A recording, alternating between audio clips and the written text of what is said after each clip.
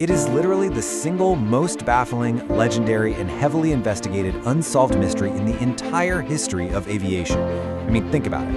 A seemingly ordinary passenger boards a flight, executes an absolutely flawless hijacking, extorts a massive fortune, and then just jumps into the pitch-black night, never to be seen again. Welcome to The Explainer. Today, we're stepping all the way back to 1971 to unpack the incredibly chilling, true story of D.B. Cooper.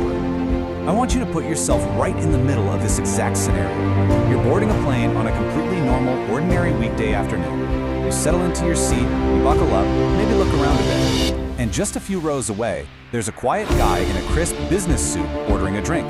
He doesn't look dangerous at all, right? He looks just like any other businessman traveling for work. But moments later, that ordinary-looking man is going to hand a note to a flight attendant, a note casually stating that he has a live bomb. And what happens next? Well, it escalates into an absolute true crime legend. Okay, so let's set the scene. The date is November 24th, 1971. A man casually walks up to the Northwest Orient Airlines counter in Portland and buys a simple $20 one-way ticket to Seattle. He pays in cash and he uses the alias Dan Cooper. He boards Flight 305, which is a Boeing 727, and takes seat 18C right alongside 36 other passengers. And at first, everything is completely standard. The engines roar, the plane takes off, the flight begins totally normally. But shortly after takeoff, that illusion of safety completely shatters. Cooper hands a folded note to a flight attendant, and the message? He has a bomb in his briefcase. Now look at this. This contrast perfectly captures the totally bizarre psychology of the whole event.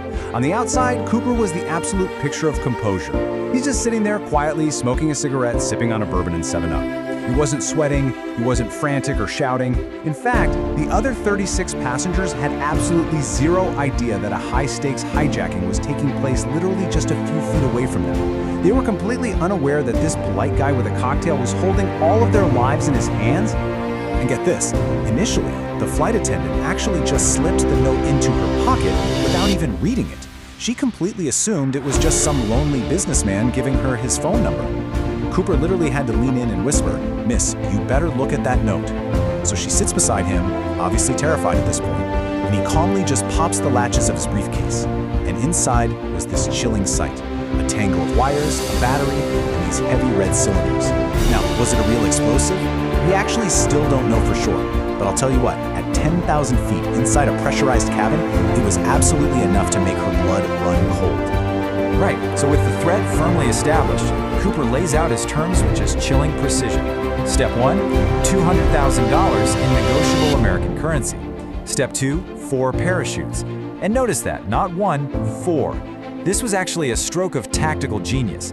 By demanding multiple chutes, he led the FBI to believe that he might force hostages to jump with him, which virtually guaranteed the authorities wouldn't try to sabotage the equipment. Clever, right? And step 3, the pilots were ordered to land the plane in Seattle to make the exchange.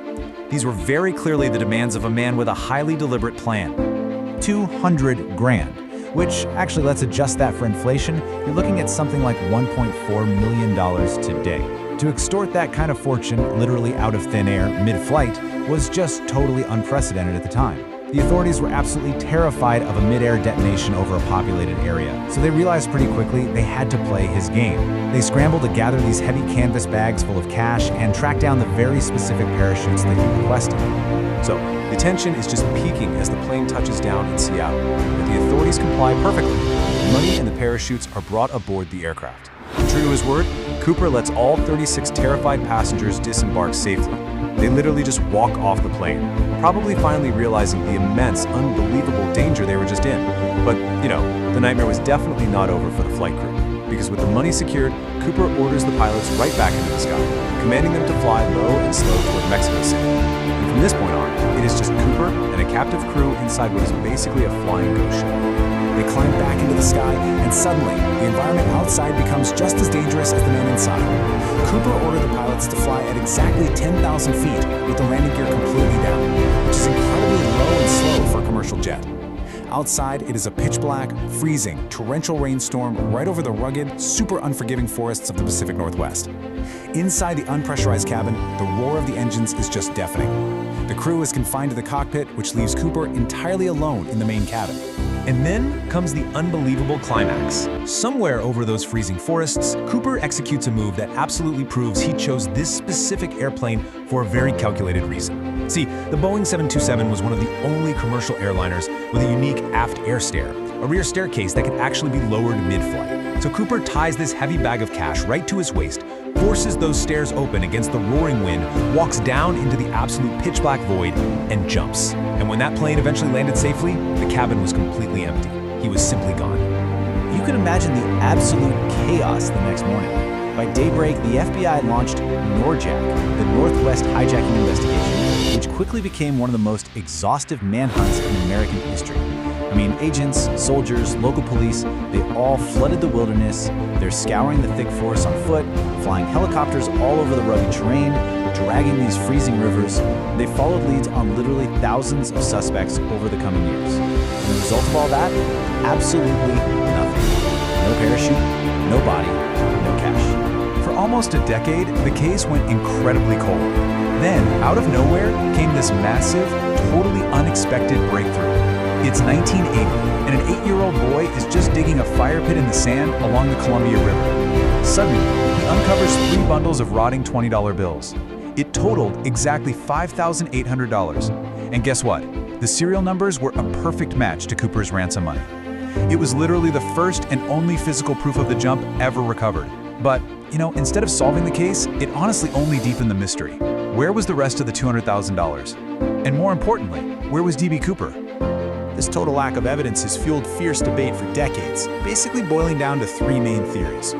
Theory 1, the jump was fatal. I mean, diving into a freezing rainstorm over dense, rugged terrain wearing nothing but a business suit and loafers. A lot of experts argue there's just no way he survived the night. Theory 2, he made it.